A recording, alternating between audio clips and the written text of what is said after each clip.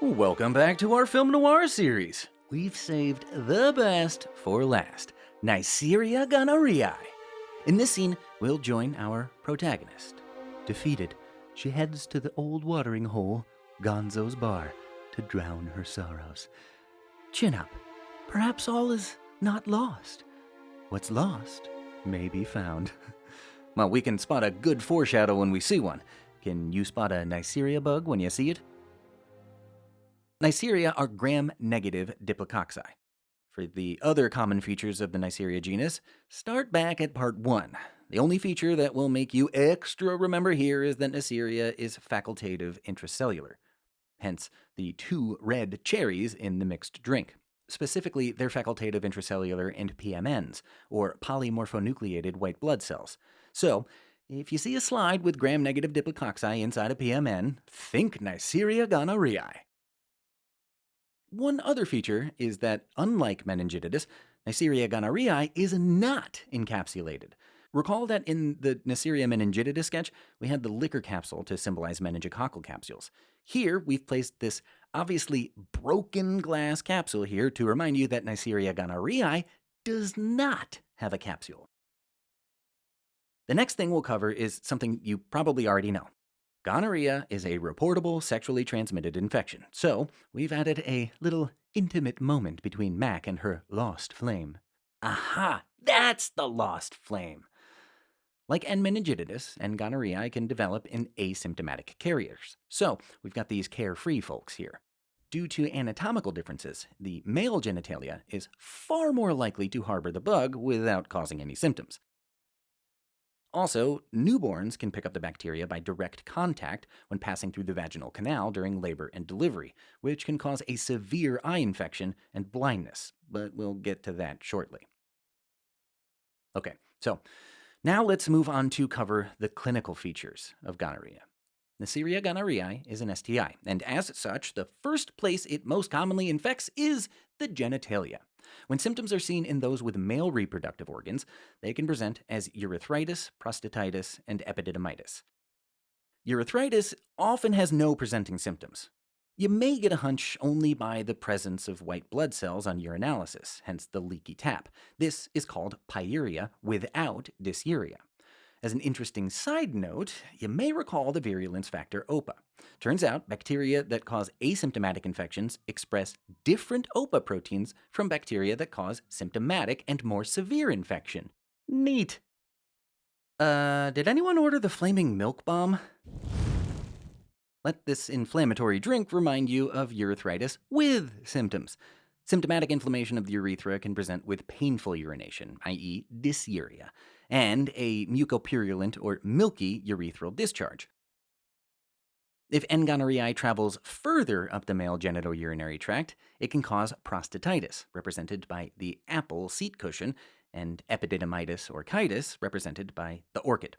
So think of N. gonorrhoeae in a young, sexually active person presenting with either dysuria and prostate tenderness or testicular pain and swelling. And that's it for the male reproductive infections. Infections in people with female reproductive organs include urethritis, cervicitis, and PID.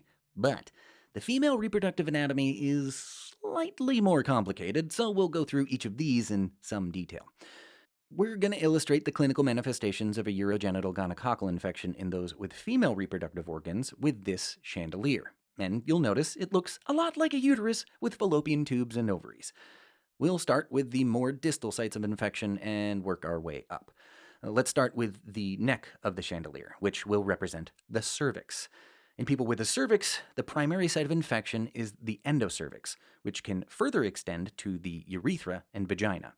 Cervicitis is more commonly asymptomatic, but its classic symptoms include mucopurulent discharge or postcoital spotting that occurs outside of normal menstruation. Intermenstrual bleeding, such as postcoital spotting, is an alarming symptom, and this will usually get the patient to go see their doctor. Since gonococcal infections of the endocervix and urethra often don't present with symptoms, treatment isn't sought, and gonorrhea can travel to the pelvic region and cause pelvic inflammatory disease, or PID. Symptoms of PID, like abdominal pain, abnormal vaginal bleeding, and dyspareunia, can be the first presenting complaints of a gonococcal infection. PID can further progress to the fallopian tubes and cause salpingitis. Interestingly, bacterial lipooligosaccharide is a major virulence factor in the development of severe salpingitis. Salpingitis can lead to even worse complications like ectopic pregnancy and infertility. A further complication of PID is the spread of infection to the liver and peritoneum. When this happens, it's referred to as Fitzhugh-Curtis syndrome, cleverly symbolized by our house band, the Fitz, Hugh, and Curtis Trio. Yeah, alright. This inflammation of the peritoneum can lead to adhesions that stick to the capsule of the liver. These long and thin, string-like adhesions are commonly referred to as violin string adhesions.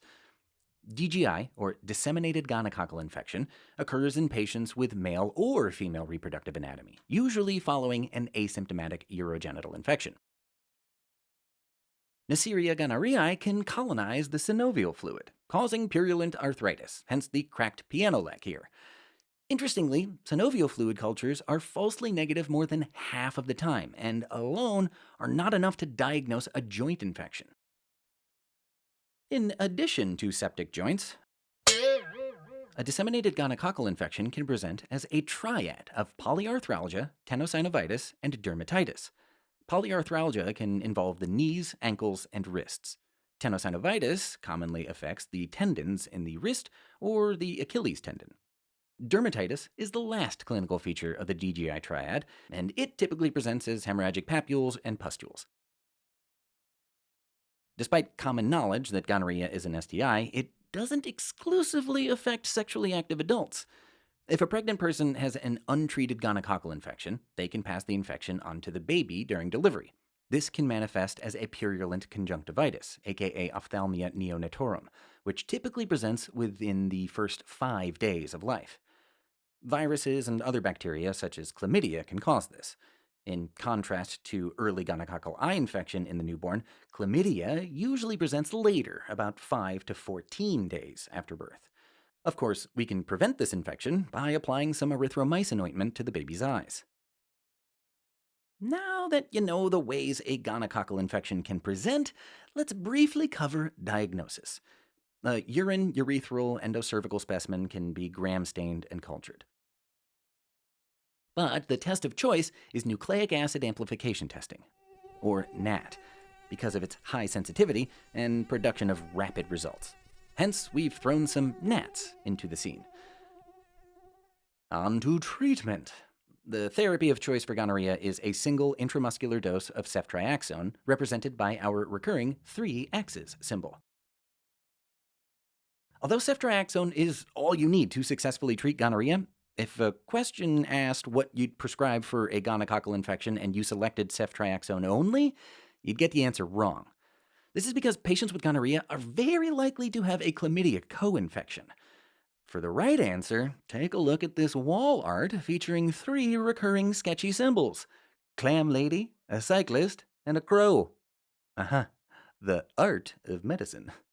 So when you start a patient on treatment for a gonococcal infection, you assume they have a co-infection and treat them for chlamydia as well, with either doxycycline or a macrolide, like azithromycin. Lastly, since gonorrhea is a sexually transmitted infection, counsel your patients on barrier methods, such as consistent condom use. With N-gonorrhoeae, there is no long-lasting immunity because Neisseria exhibits such a wide degree of variation in their surface antigens. So having the infection once doesn't prevent one from getting it again and again and again. Prevention is key. And that's a wrap on our film noir series and on Neisseria. We hope you've enjoyed this cinematic masterpiece, and remember to clean up your popcorn and candy. No one likes a sticky floor. Ta-ta.